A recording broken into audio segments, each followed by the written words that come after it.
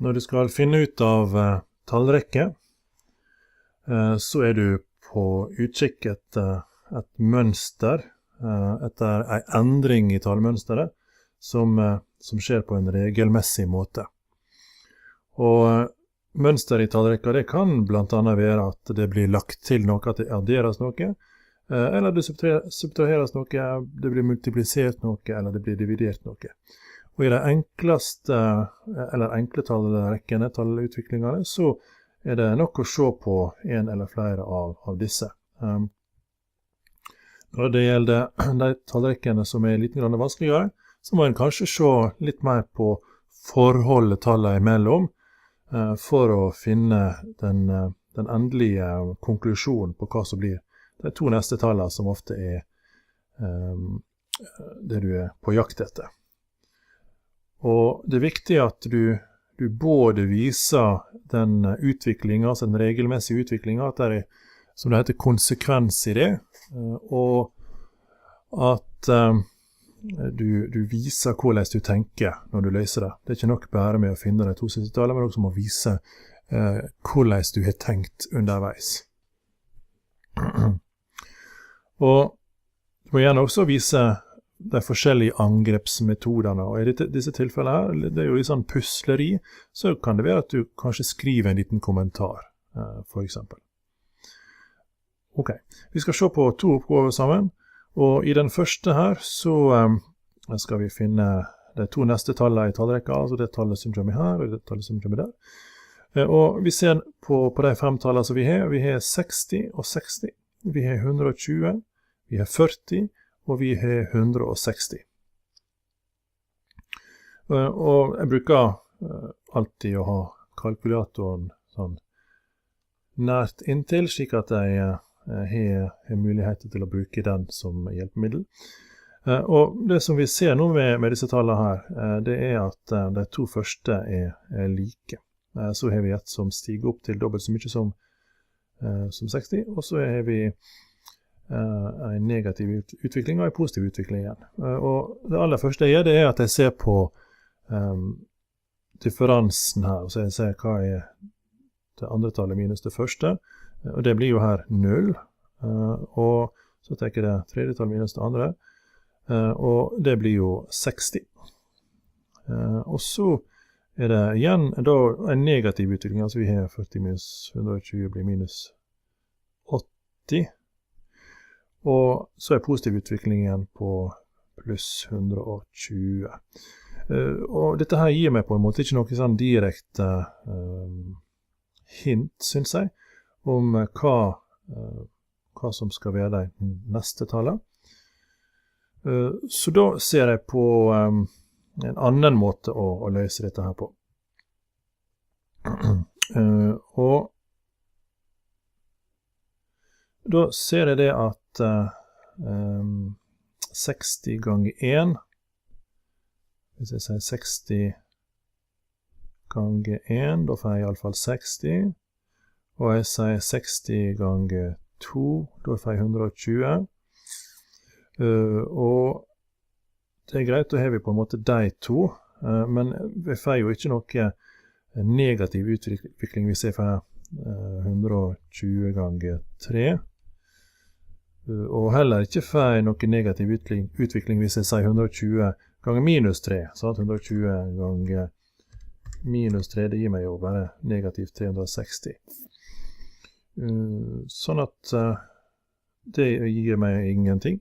Men hvis vi ser på 120, kanskje delt på 3, det blir jo 40.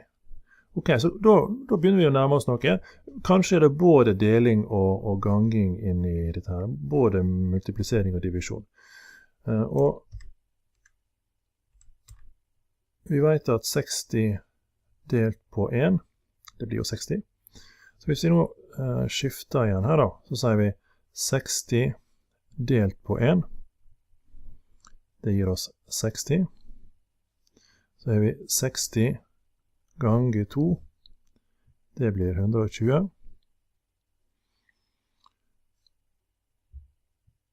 Ja, kanskje noe der.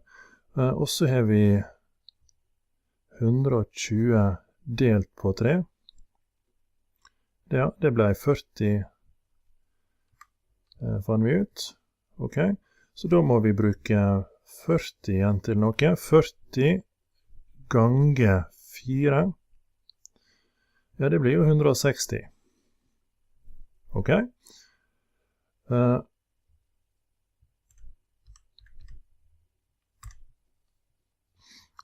Og da har vi 1, 2, 3, 4, så da blir det jo 5 som er det neste tallet.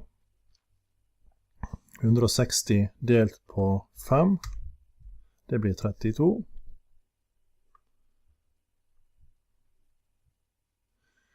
Og da må vi jo avslutte rekka med 32 ganger 6, som blir 192.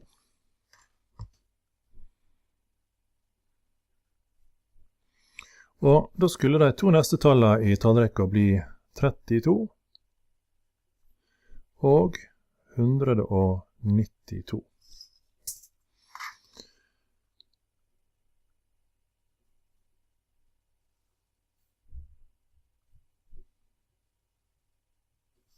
Så da har jeg vist hvordan jeg tenker for å finne den utviklingen i tallrekka som gir et endelig svar. Og kanskje trenger ikke du å vise så masse i de tallrekkene som du løser, men det er viktig at du viser hvordan du tenker, og hvordan du gjenger frem for å finne det endelige svaret. Jeg står i de to neste. Her også har jeg jo bare trekt ut en av oppgavene, slik at det er jo i denne tallrekka vi skal finne de neste tallene. Her har vi en negativ utvikling, og jeg begynner jo her også å se på forskjellene mellom tallene, slik at jeg får 1024 minus 768, det blir 256, 768 minus 576, det er 192, ja vel. 576 minus 432 er 144. Ja, dette gir meg kanskje ikke så mye det heller. Og kan jo si at en av veiene som jeg prøvde før jeg begynte innspilling herfor denne var jo å se på forskjellene der igjen. Er det noen forskjell mellom 256-192 og 192-144 som kan gi meg noe, men der heller er ikke det noe, synes jeg, som det var verdt å undersøke videre. Så da må jeg prøve noe annet. Og da ser jeg på noen av de andre regneartene, og jeg tenker at divisjon på et eller annet slags vis må gi meg noe, men kanskje kan jeg se på forskjeller mellom disse tallene, sånn størrelsesforhold. Så da prøver jeg 1024 delt på 768. Oi. Ja, ok. Men kanskje hvis jeg prøver det andre, 1024 delt på 768, så da tenker jeg 768 delt på 576.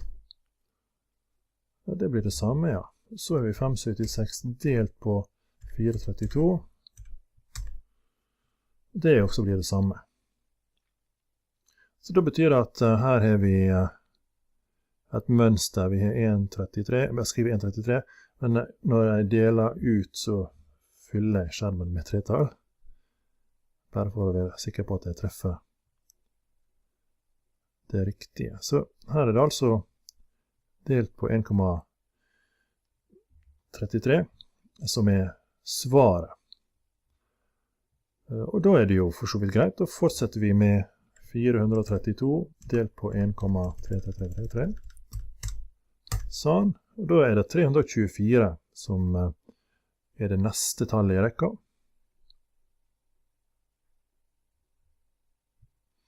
Og vi deler det på samme måten. Og vi får 243.